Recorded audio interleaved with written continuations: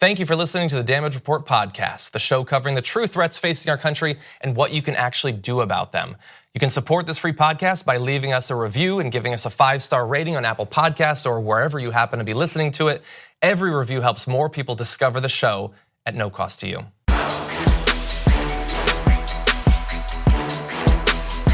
And it's Friday here at the Damage Report. Last show of the week, always an exciting time, particularly with big Friday news dumps, which we're gonna be getting to in just a little bit. It is Friday though, so Brett Erlich, host of the Happy Half Hour, is here. Yeah, I'm wearing sweaters now. It's a highly contested issue around the office where I have to up my game in terms of what I wear, and I'm not happy about it. No. But I do comply because I like money. Well, the funny thing is, if someone asked, is Brett a sweater guy? I would have said yes. Everyone around the office, since it's been rainy in Los Angeles, has just demonstrated how much better their sweater game is than me. Sophie had a better sweater. Asher, better sweater. Our guest on yesterday's show, the longtime contributor to the Journal, to the Nation, had the best sweater I've ever seen. Go back and watch it. It was amazing. Okay, well, watch it either for the sweater or for an analysis of accounting fraud in the Pentagon. We've got some sweaters in the control room right now. We also have a packed show. This is one of those days where we have way too much. Someone is brandishing a hammer at us. Because I think Ja'Cory wants credit for a pink hoodie, which is not a sweater.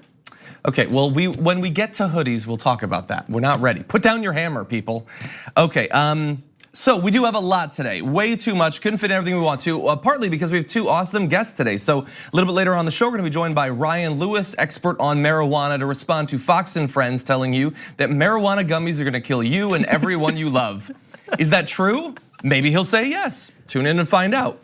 And later on the show, Jason Stanley, a Yale philosopher, author of How Fascism Works, is gonna presumably explain how fascism works to us. And I'm gonna ask him a question. Is Donald Trump a fascist?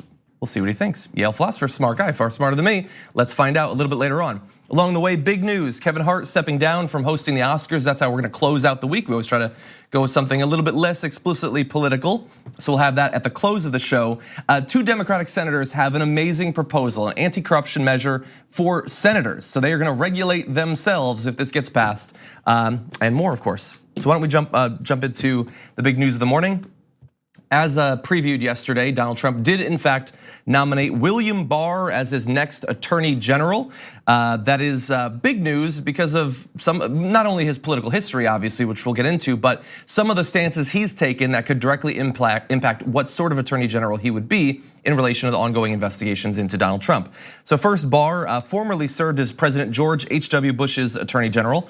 Will be replacing former Attorney General Jeff Sessions if the Republican-controlled Senate approves the nomination. And they have generally not proven themselves to be hesitant to go along with Donald Trump on things like this. I have a feeling that if he gets nominated, he will get into the position, regardless of whatever opposition we throw up in videos like this. Yes, the quote from Donald Trump is, "He was my first choice from day one," which I'm pretty sure day one for Donald Trump was the day of the Bush funeral. I think so. Or he was like, oh, I guess I do. And then someone probably just pulled him aside and was like, this is William Barr. He's been attorney general before. He has one nice thing he said about you in regards to the Mueller investigation. Yeah. Is that enough? And Trump said, yeah, sure. Yeah, after having trailed off. He didn't pay attention to the second half of that, but he liked the first half. Nice thing about you. So let's talk about Barr. What does Barr actually think? What effect did he have back when he was the attorney general? What impact could he have as the attorney general now? Well, a couple important things, getting into what Brett was talking about. In November 2017, Barr told the New York Times that there was actually more basis to investigate Hillary Clinton for the Uranium One deal than there is to investigate Trump for potential collusion with Russia. He went so far as to say the Justice Department was wrong to give Clinton a pass. That is one of several things that he thinks merit investigation of Hillary Clinton. And he apparently does not find it problematic in any way that Donald Trump regularly accuses his political opponents of treason and says that they should be investigated. If you're not familiar with the Uranium One deal, it's because you only consume legitimate news. It's a right-wing conspiracy theory that Hillary Clinton was giving away all of our nuclear materials to Russia or something like that. It has fallen out of vogue since last year, but it was a big thing for Sean Hannity and Tucker Carlson for a short period of time. Yeah, and that's the priority. right there that Trump has is to have someone who says something that's remotely familiar to the kind of thing he would tweet. And the kind of thing he would tweet is, what about the uranium one? And this guy has said it. Whether he said it recently, whether he still stands by it, I don't think Trump probably put enough due diligence in to figure it out. Trump did do something that is a part of the swamp and has been for decades, which is to float the idea. In his appearance outside the White House today or yesterday, he essentially said, yes, I will be nominating this person. And the reaction that I had when I first announced I might was good. And so he floats it in a different way. I think most people float it to see if there's gonna be some kind of realistic pushback from Congress or others. But in this situation, he floats it to see if there's pushback from the right or wrong kind of people. And it seemed like there wasn't much pushback from anyone, really. I guess Fox and Friends is in favor of it. So we go ahead. I defended Fox Friends. Additionally, on that investigation, not the uranium one, but one that's going on right now. In a Washington Post op-ed, Barr said that Trump not only did nothing wrong in firing James Comey, but that he actually, quote, made the right call. And that, of course, was the genesis of this entire investigation, or at least the special counsel version of it, not House and Senate. So significant. By the way, on special counsels, when Bush, this is former president, George H.W. Bush, in 1992, decided to pardon several figures in the Iran-Contra scandal, Barr took the legs out from beneath the independent prosecutor investigating the matter. At the time, the prosecutor, Lawrence Walsh, called it a sort of Saturday night massacre, a reference to high-profile President Richard M. Nixon's firings during the thick of the Watergate scandal. So there had been this special counsel that was going to be looking into those pardons, and he took away much of the power for them to be able to do that. That was, it's not something that gets talked about very often, but back at the time was a massive presidential scandal. So significant there too. Yeah, underscores every bit of his priority list, and that's it. Yeah, now look, outside of that, there's concerns about what he would do, as Attorney General. Attorney General, very important position.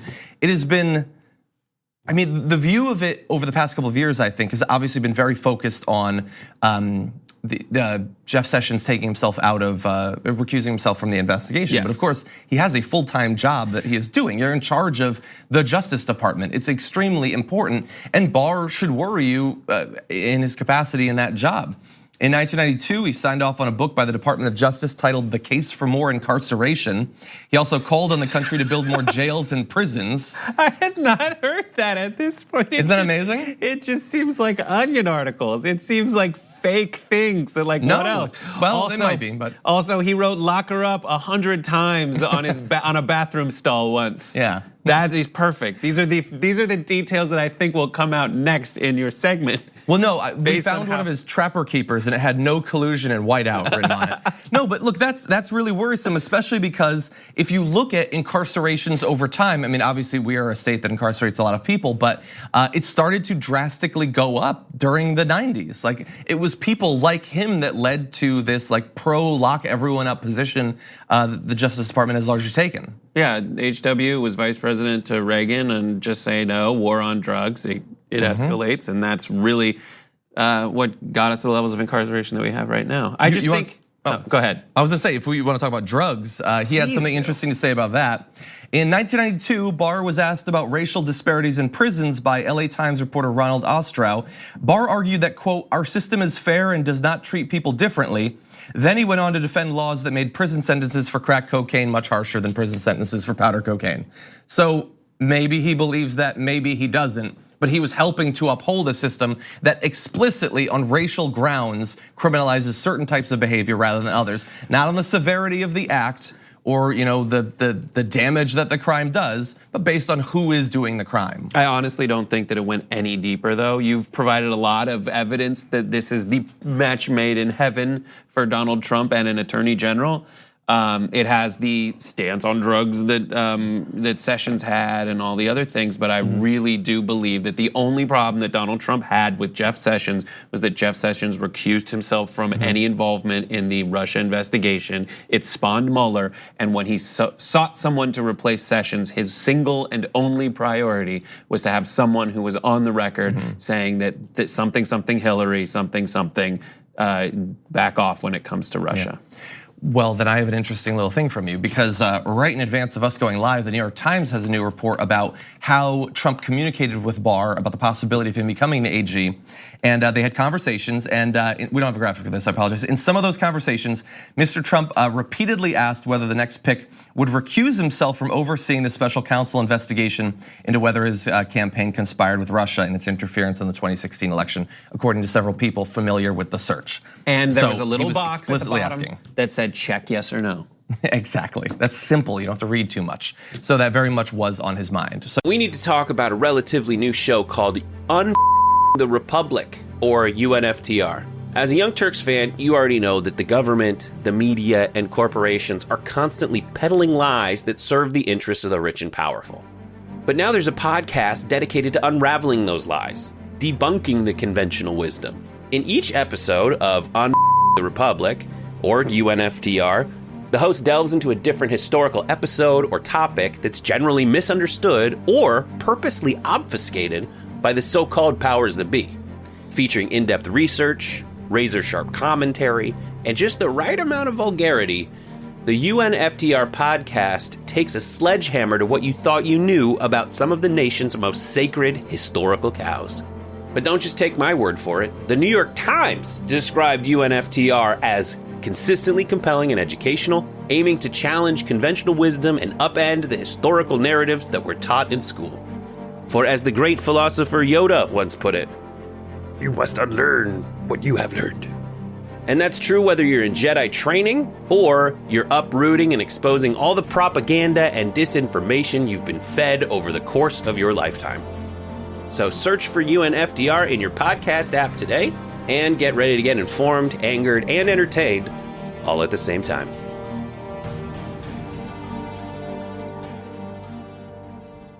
So that was just one of several nominations to important positions. Hopefully we'll be able to cover more in the near future. We do have to take our first break. When we come back, pot expert joins the show to talk about marijuana gummies. Are they actually going to kill you, as Fox and Friends says, or can you afford to have one from time to time? We'll break that down after this. Despite more and more legalization of marijuana around the country over the past few years, the fear-mongering around marijuana continues. And joining the show now to help break down what is actually going on, what should you be concerned about, what is safe, we have investor and expert in CBD production and chief operating officer of Global Cannabinoids Inc., Ryan Lewis. Welcome to the show. Hey, thanks a lot. Thanks for having me. Very glad to have you here. So the reason we wanted someone with your expertise on the show is because I saw a segment on Fox and Friends where they had a sheriff in Florida on talking about how marijuana gummies were killing people around the country every single day.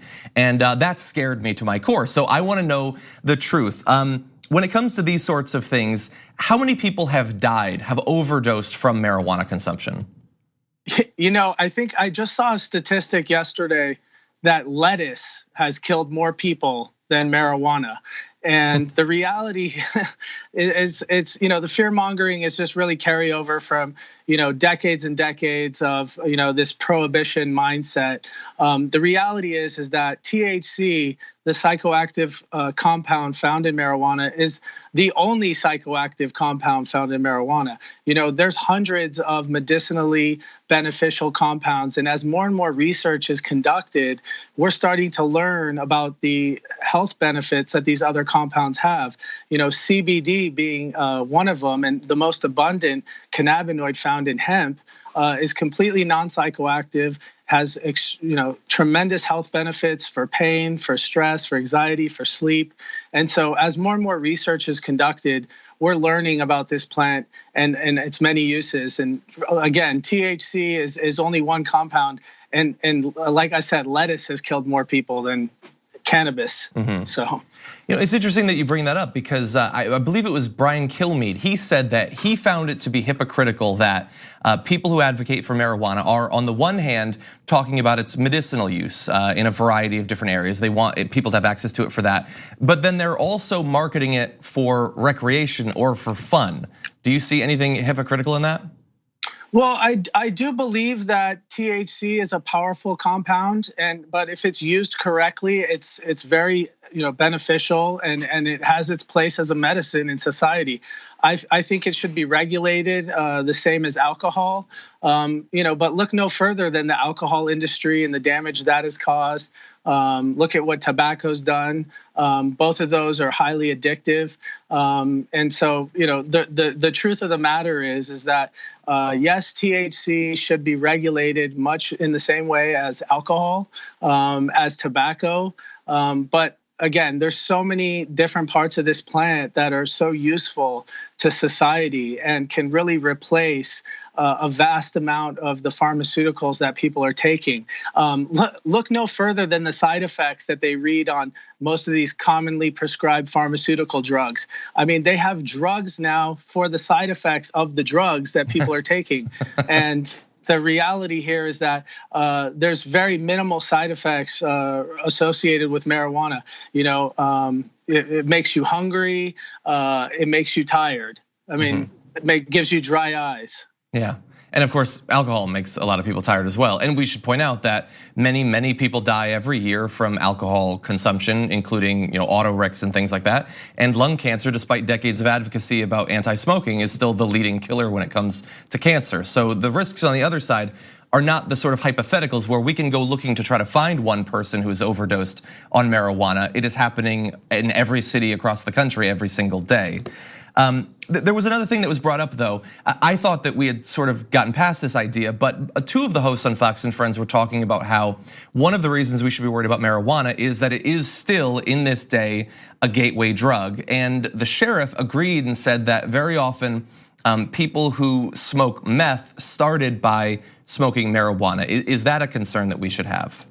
I think it's actually completely ridiculous. I mean, we're talking, they're comparing basically a synthetic compound, a synthetic drug, and those effects to a medicinal plant that has been a part of of mankind since the beginning. The plant has so many different uses. The notion that it's a gateway drug, especially when you compare it to alcohol and tobacco, I think is just absurd. And so to that, I would say we should regulate it exactly the way alcohol and tobacco is regulated. It's interesting because I'm sort of joking about some of these old like reefer madness style things that they're spreading on Fox and Friends, but I also don't pretend that they're actually representative of what most Americans think about marijuana. You're in this industry.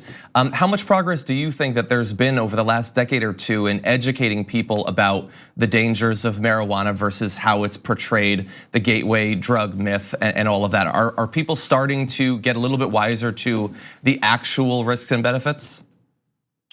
I think they are. The reality is that as more and more research is conducted and we learn that you can have extracts from the plant where the THC has been completely removed, and there's other components of the plant like CBG, cannabigerol, cannabichromine, CBC. There's so much attention placed on THC. Again, THC is the only psychoactive compound in the plant. When we remove that from the extract, it's a whole different conversation. Completely different. So there's so many benefits to the plant, and as more and more research comes out about it, it's just going to dispel a lot of the fear mongering and a lot of the misinformation that's been kind of planted in our minds over decades and decades of prohibition. Alcohol went through a period of prohibition, and then look where we're at now. And so I just, again, I say that cannabis and all of the benefits of the plant, as it becomes more and more research, is going to be, a lot of the fears are going to be, basically dispelled. Well, no, I certainly hope so. Ryan Lewis, thank you for joining us on the show and helping break all this down. Thanks so much. Thanks for having me. Thank you. We're gonna take a short break. When we come back, move to stop some of the corruption in the Senate when it comes to stock trading after this.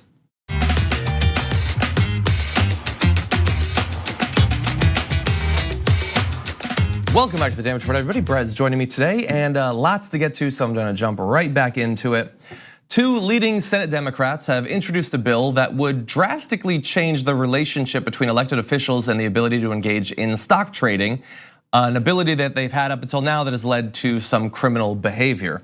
So under the measure unveiled on Thursday, current members could sell their stock holdings within 6 months after the bill's passing, and new members could sell holdings within 6 months of being elected. But once that period is over, no more trading stocks that can in any way be tied back to their lawmaking, which is extreme in the context of the conversation that had been going on in DC, but also seems like they were able to do that. They were able to trade stocks in industries that they're legislating on, which conceivably for a senator could involve every industry, but they were actually able to do that. Well, I mean, they're still able to do that. Right now, that seems crazy. There is a de facto special exemption because they have access to certain classified information, and they are able to create beneficial situations for certain industries over others. That is the classic regulation, deregulation, whatever you want to call it, debate. And so we lock up poor Martha Stewart for insider trading, and she just got a tip.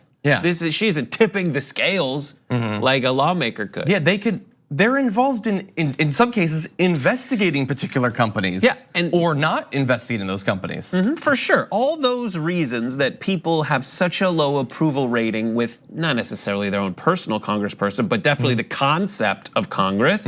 People totally understand that we have a representative democracy. However, when they think Congress, they think crap like this. And it really pisses them off to the point where Congress has somewhere between typically like a 9 and 19% approval rating. This is precisely what polls like that tap into, and it's very frustrating. And the counter argument is, well, without the ability to trade in the stock market, the ability to trade in the stock market gives them an incentive to make sure that the stock market is healthy. No, a healthy economy is the only motivation they're gonna need, and bringing back money not to their own personal pocketbooks, but to the people who vote for them in their region. There's enough of that. There's enough pork going around where it ends up yielding some kind of perception of corruption because they're trying to bring pork back to their constituencies. In this situation, we're trying to eliminate the element of that incentivizes them to bring money back to their own wallets at the expense of their constituencies. Now I want to give credit to the two senators who are pushing this. This is Senators Merkley and Brown, two of the more progressive senators across the country. Merkley said it's way past time to end conflicted trading in which legislators and top staff trade in stocks while making decisions affecting their value. Again, seems like literally the most reasonable thing I've heard in months. And Sherrod Brown says elected officials have access to non-public information that can affect individual companies and entire industries. There must be more accountability and transparency to prevent members from using this information and abusing their positions for personal gain. I mean, but would they do that? Would they manipulate legislation to benefit themselves? Yes, they would, and they have.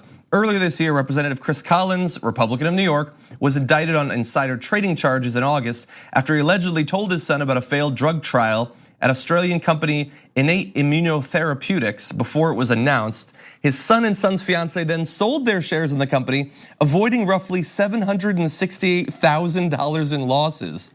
Despite the charges, Collins won his bid for re-election in November. As part of at least several examples in this year that the Law and Order Party has voters who don't care at all about breaking the law. Yes, that's Duncan Hunter Jr. Right, for sure. Because I think people don't start necessarily with what makes sense. They start with what they want and then warp reality to achieve what they want. And sometimes what they want is just not to lose an argument. And sometimes not losing an argument means voting for a racist. That's true.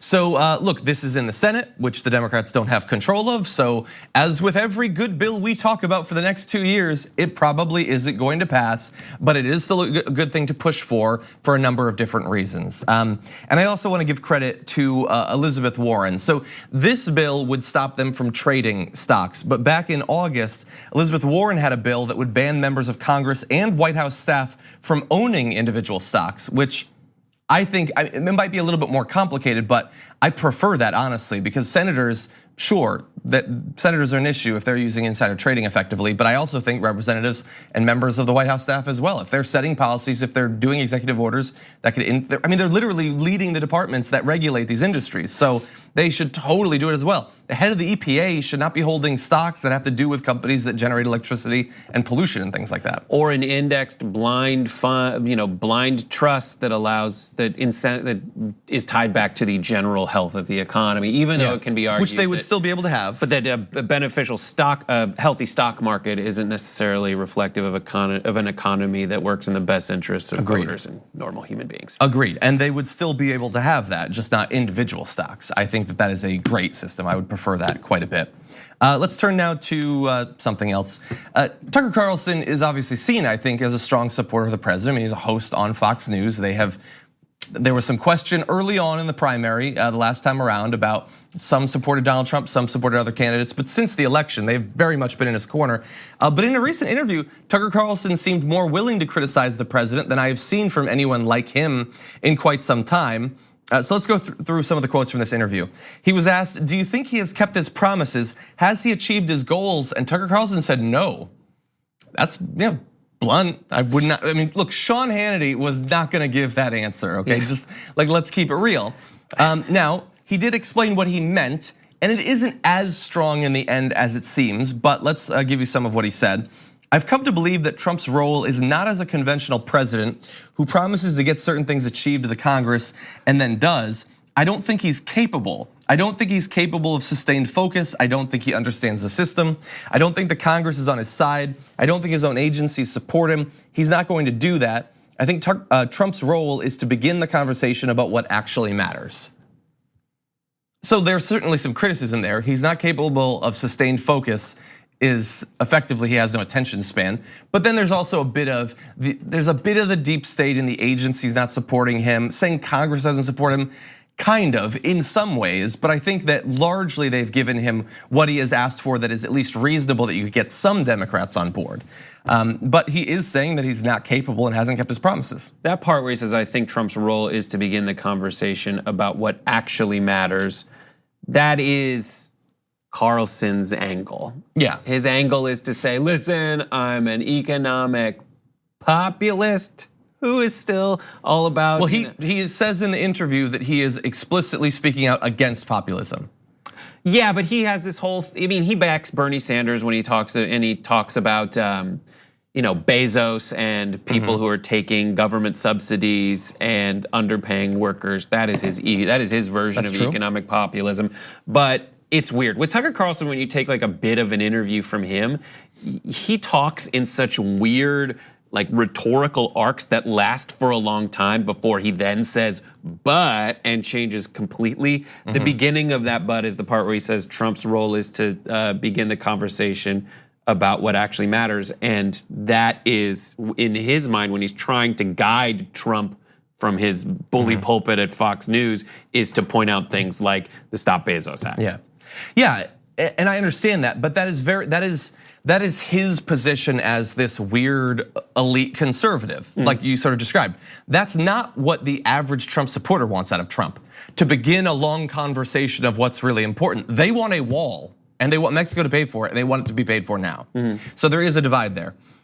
He was asked, apart from asking these very important questions, has he really achieved nothing?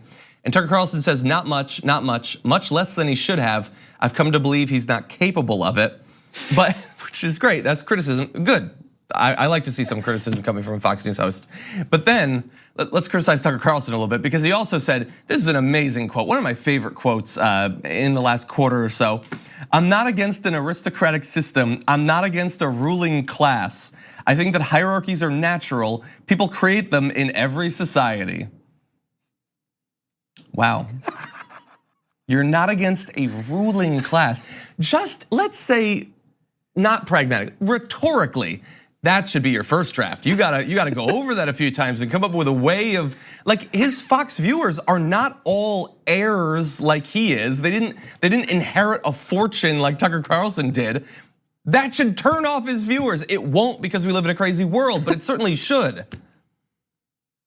I'm not against an aristocratic system. I'm not against a man rolling down the boulevard in his carriage and occasionally chucking a gold coin to an urchin. I'm not against that. It's just so Tucker. It's like. He also says this, I just think the system that we have now is the meritocracy, which is based really on our education system. Which is the opposite of what you just said. But he is right, I said this to you before, it's like, there is a meritocracy. There's a version of a meritocracy that you have, but it doesn't apply to most of the people that Tucker hangs around with. There's a sport, there's multiple sports that we follow in popular culture. There's the sport of the meritocracy, which not a lot of people get to play. And then the sport that he is in, which is the elite sport, and the uniform is that blazer, buttoned down, pocket square combo with the poofy hair. Yeah, and the continued desire to wear bow ties, even if you've been shamed out of it. Yeah, so look, good that he criticized Trump, I'll give him credit for that. But remember that he's a fundamentally disingenuous person who says that he tells the truth, but everything that he says is a lie in advance of a political ideology, or in pursuit of a political ideology, I should say. We have a meritocracy based on our education system. Our education system almost could not be less of a meritocracy. Yes, we have universal lower education, but which schools you go to, that is gonna strongly influence the outcomes you have. Your ability to get into these great colleges, sure, if you're in a legacy system, if your father owned Swanson or something like that, you're probably gonna do quite well. And maybe you also worked, I'm not saying you didn't work, but the idea that our education system is just this blind meritocracy is absolutely absurd to everyone who didn't grow up in a gated community. Yeah. That's my point. Remember that SAT question about yachting? It was tough. It was real. It was tough. I don't know all those knots. I just don't. Okay, that said, we're gonna take a short break. When we come back, Jason Stanley is gonna be with us. Yale philosopher, author of How Fascism Works. Fascinating conversation ahead.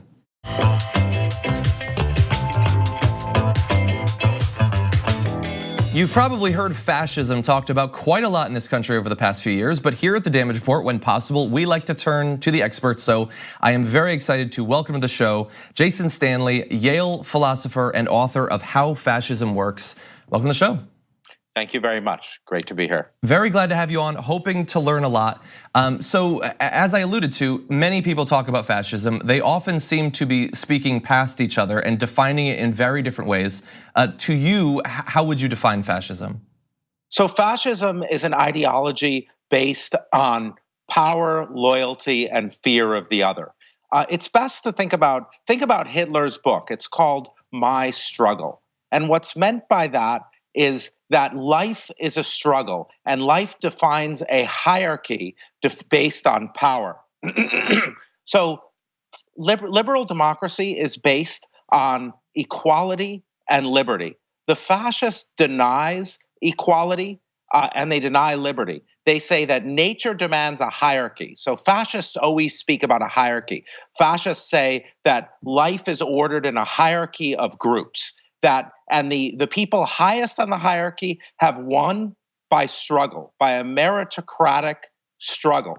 And as a result, they have more value in the system. Liberal democracy says we all have equal value. We have equal value because we're all human beings and we have dignity.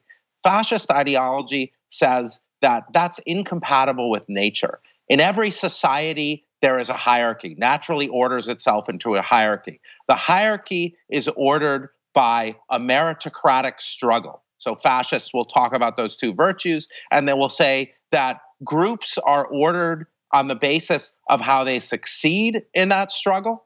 And so the group that's on top of the hierarchy, be it whites, be it Christians, be it Muslims, Jews, Hindus, whatever your favorite race or ethnicity is, they've won by this meritocratic struggle and they've earned their position at the top of the hierarchy. So fascism orders society along a hierarchy via a struggle. Value is gained not just by being human, but by winning in a struggle. And those who don't win in that struggle are losers and have no value. And loyalty replaces truth. Because loyalty to your group is what enables victory and struggle. Okay, so I already feel bad that I didn't book you for the full hour because I would like to follow up on almost everything that you said there. Very fascinating. We were just talking actually about an interview that Tucker Carlson did, and he echoed some of what you said there about how hierarchies are natural. It's not bad that we should have a ruling class in this country. So do you think that some of the punditry might be either unknowingly or perhaps knowingly echoing some of the sentiments that you've expressed? I think we hear fascist ideology all around us. It's part fascism is kind of an extreme of certain kinds of right-wing ideology that one hears. I mean, libertarianism is definitely not fascism, because the consistent libertarian denies that groups have more value. The consistent libertarian says, oh, an individual has more value if they win in the free market struggle. And the only thing that matters is struggle in a free market, and the loser has no value. But the libertarian is definitely not a fascist, because they stop at the level of the individual. The fascist ideology moves that social Darwinist view of libertarianism from the individual to the group, and says that certain groups, it's natural that certain groups succeed more in the struggle, in the meritocratic struggle, and therefore have more value. And that's something, we see that move from the non-fascist libertarian position to the fascist view that certain groups are rightfully have more merit, should have more power, should have more value. We see that slip all the time in American politics. So I feel like I have to ask the question then. You've been observing over the past few years, we have a president, Donald Trump. Is he a fascist?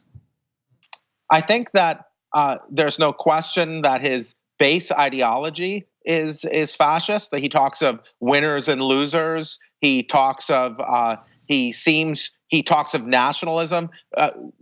You used to have dynasties in the 19th century. This moved to nationalism, where the idea was one individual alone is not enough to face the challenges. We need to struggle as nations, where nations are defined in terms of ethnicity and common ethnicity and a common language. We have explicit. Mr. Trump is giving us explicit tropes of European fascism. He's talking about globalists versus nationalists. These are explicit tropes. He already, before he appropriated this vocabulary of globalism versus nationalism, which directly reflects things in the European far right in books like Guillaume Fay's Why We Fight, he was before that just sort of a natural fascist, if you will. He is a very skilled rhetorician. He openly lies. The open lying is a key part of fascism, of fascist politics, because in fascist politics, you're trying to demonstrate your power. It's all about winning, right? It's all about winning and dominating the game. So meritocracy, it's all like a fight to win, and the winners have all the value. And so truth has no value. Truth is the way you level out. Truth is at the core of equality. It's how you level out the distinction between people with more power. So Mr. Trump lied and showed that he could get away with his lies, thereby showing his power. So I think there's not only in his tactics was he engaging in fascist tactics, in his ideology that it's all about winning and losing and he doesn't like losers, but now he's explicitly taken over tropes from the European far right, like nationalism versus globalism, the toxic and anti-immigration rhetoric. And don't forget, Steve Bannon explicitly endorsed Camp of the Saints, a book that ends with a European fascist book. Fascinating. I wish that we had more time. Hopefully in the near future, if you'd be willing to come back on, I'd like to talk to you about some of those other international examples that you brought up, and also get if you have any advice on what we can do as a population to fight back. So hopefully we can do that in the near future. That would be great. That's of course the big question. And Jason, thank you so much. Thank you. Thank you. We will be back in just a bit more. We have a little bit more to close out the week for you.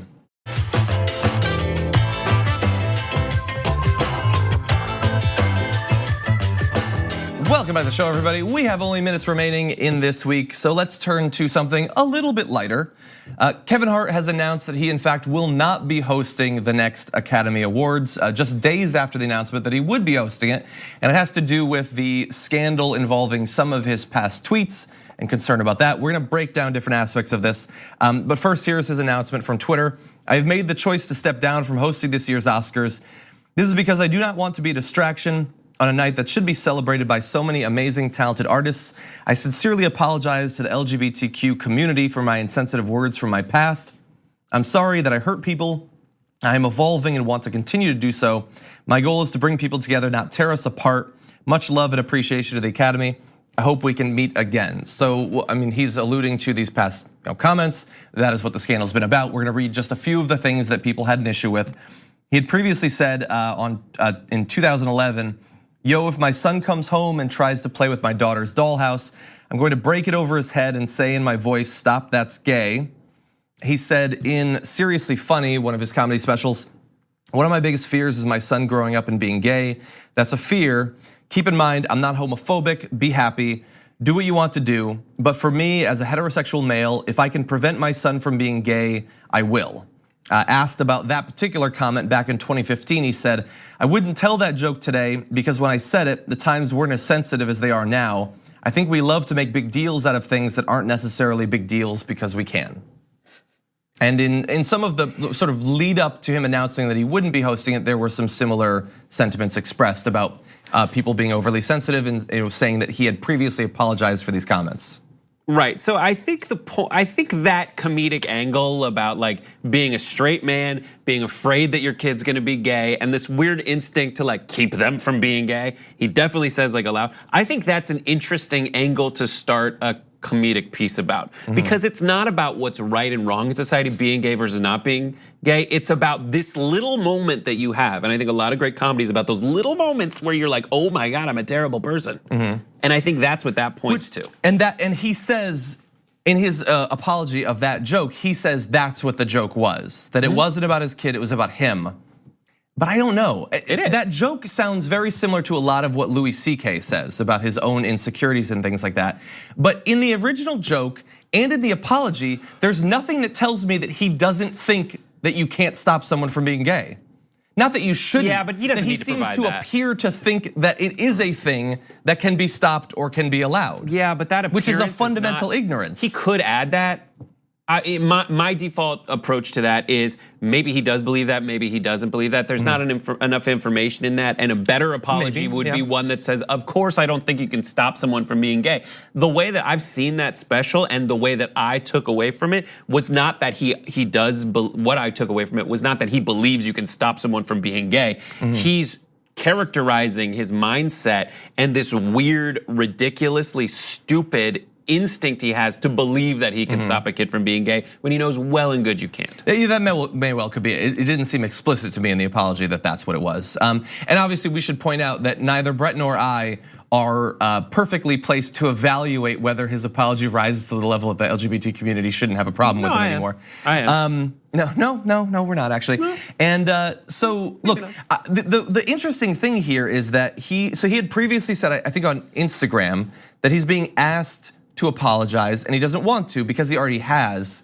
So he doesn't, and then he announces that he's not gonna host it and apologizes to the community. So what he did apologize, he just did it after stepping down as opposed to before. It's the wobble, and I think this is something that's not necessarily excusable, but at least we can identify what's happening. It's the apology wobble, which is what I call it, which is you realize in a moment, I need to apologize, it's the right thing to do, I'm doing it right, I'm putting it out there, tweet, go, apology, done. Then there's that moment afterwards where you think of one aspect of what you apologize for that you're not sorry about. And then you're like mad. And there is an Instagram video out there where he is in that stage of it. It's not excusable, it's not okay. I think it's universal that people have that moment where they get mad about having apologized, where they forget what they actually did wrong. It's this weird bargaining that happens in the process. But that's at least where he's at. Yeah. Look, it's interesting. I mean, there's been many instances like this where people have said, and Twitter is now an archive of generally the worst things that we've said. He says that he has learned since then, and it was some time ago. I mean, he wasn't 12 when he posted those things, but people can learn and can change. The thing is, like, I think, what if back in 2007, I had posted some tweets that were really racist? Yeah. And then in 2011, I apologized for it. In 2018, could I be mad if people wanted me to apologize again? I don't think so. I don't think I can be like, no, I addressed that. I think, look, you can learn and you can grow, you certainly can. But it's not up to you as the individual to say, that you're not allowed to have concerns. And this has nothing to do with whether or not I think he should be hosting or not. It's just about apologies in the culture that we have right now. If I said racist things and then said that I had grown, I think it's perfectly legitimate for you to continue to question that and just want me to sincerely address it when necessary. Right.